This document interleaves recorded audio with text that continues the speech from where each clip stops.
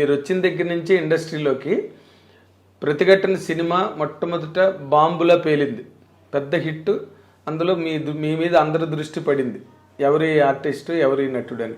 మీరు అక్కడి నుంచి మీ కెరీర్ అంతా నేను అబ్జర్వ్ చేస్తూనే ఉన్నా దాదాపుగా. అసలు ఆ మొదట టేక్ ఆఫ్ టైం ఎలా నడిచిందండి మీకు?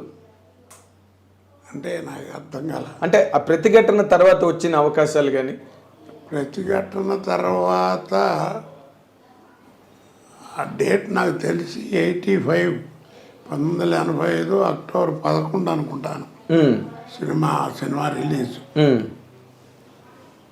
దీపక్ మహల్లో రిలీజ్ అయింది హైదరాబాద్లో. దాన్ని ఆనుకునే స్టేట్ బ్యాంక్ ఆఫ్ ఇండియా ఉండేది. రెండింటికి గోడ కూడా ఉండదు, ఈ సైకిల్ స్టాండ్ ఇవన్నీ కామన్. ఓకే. పక్కనే స్టేట్ బ్యాంక్ సేమ్ కాంపౌండ్లో. ఇటు పక్క వెంకటేశ థియేటరు, దాంట్లోనేమో వందే మాత్రం అనే ఓ సినిమా రిలీజ్. దీనికి దానికి 14 రోజులు తేడా. ఇది అఖండమైనటువంటి విజయం. ప్రతిఘటన. ఆ సినిమా చూడటం, రేపు పక్కన బ్యాంక్ కూడా వీడేరా అని చెప్పి ఓ జనం ఎగబట్టడం. ఇప్పట్లాగా సెక్యూరిటీ అంత లేదు కదా అప్పుడు. ఏం లేదు, పైగా మీరు కొత్త నటుడు. ఎవడు వీడని ఓ చూడటానికి వచ్చేవారు. బ్యాంక్ వచ్చేవారా? బ్యాంక్ మీద పడిపోయారు, పక్కనే అసలు మెయిన్ రోడ్డు మీద. ఓకే. ఇప్పుడు అది లోపలికి బిల్డింగ్ కట్టి అక్కడ లోపలికి వెళ్ళింది అనుకుంటా. అంటే నేను అప్పుడు క్యాష్లో ఉండేవాడిని. బ్రాంచ్ మేనేజర్ పిలిచివన్నీ, నువ్వు ఈ గొడవ ఏంటారు బాబు, క్యాష్లో ఉన్నావు, నేను పోని గొడవలు అవుతాయని వెనకాల కూర్చోబెట్టాడు నన్ను. ఆయన చూపించాలని మళ్ళీ అమ్మడబడేవారు. అప్పుడు నా యూనియన్ వాళ్ళు గొడవ చేసి పక్కన ట్రాన్స్ఫర్ ఇప్పించి హెడ్ ఆఫీస్కి మళ్ళీ పిలిపించుకున్నారు. అక్కడ పని చేయించాను. అక్కడ లోపలికి ఎవరు పెద్ద రారు కదా. అదే ఇది ఇక్కడంటే థియేటర్ పక్కనే ఉంది కాబట్టి ప్రాబ్లం. పక్కన బాగా ఆనుకునే ఉంటుంది. ఆ టేక్ ఆఫ్ అంటే ఇక అదే పొద్దున్నే ఇక మిడ్ నైట్ స్టార్ అనుకో. ఇక అదే ఓవర్ నైట్ స్టార్. ఇక పొద్దు నుంచి ఇక రోడ్డు మీద తిరగలేను, బయటకు వెళ్ళలేను, ఎవరితో మాట్లాడలేము. అది ఏమిటో ఇక అది ఆ సినిమా అంత విజయం అన్నమాట రామోజీ గారిది. అవును అవును. అసలు ఇక తట్టుకోలేపారు. ఇక అక్కడి నుంచి ఏమిటంటే తెల్లారేటప్పటికి ఇక అక్కడి నుంచి ఎక్కడికి వెళ్ళాలన్నా విమానం లేకపోతే ట్రైన్ తప్ప, లేకపోతే ఫ్లైటే ప్రయాణం. అలా సాగింది. ఓకే. కాదు, అప్పుడు మీరు ఇండస్ట్రీలోకి వచ్చినప్పటికీ దాదాపుగా మహామహులు అందరూ ఉన్నారు. రావుగోపాల్ గారు ఉన్నారు, కైకాల సత్యనారాయణ గారు ఉన్నారు, గొల్పూడి మారుతి గారు ఉన్నారు. అందరూ మంచి భూమిలో ఉన్నారు. నూతన్ ప్రసాద్ గారు, ఆయన లేకుండా సినిమావి లేదు.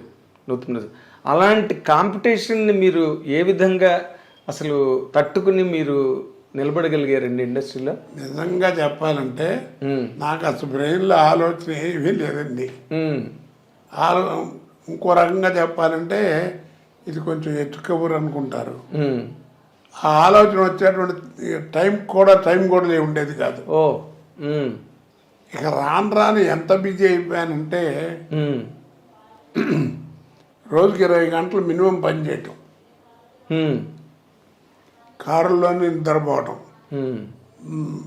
ట్రైన్ ఎడితే ట్రైన్లో నిద్రపోవడం తప్ప లేదు. ఇక చాలా ఇబ్బంది పడేవాడిని. నాకు ఒకసారి ఆశ్చర్యం వేసింది. ఒక 9 రోజులు 10 రోజులు మొత్తం రోజును 3 స్టేట్లో పనిచేశాను. అబ్బా. పొద్దున హైదరాబాదు, మధ్యాహ్నం చెన్నై, ఇప్పుడు చెన్నై కదా, అప్పుడు మద్రాసు, రాత్రికి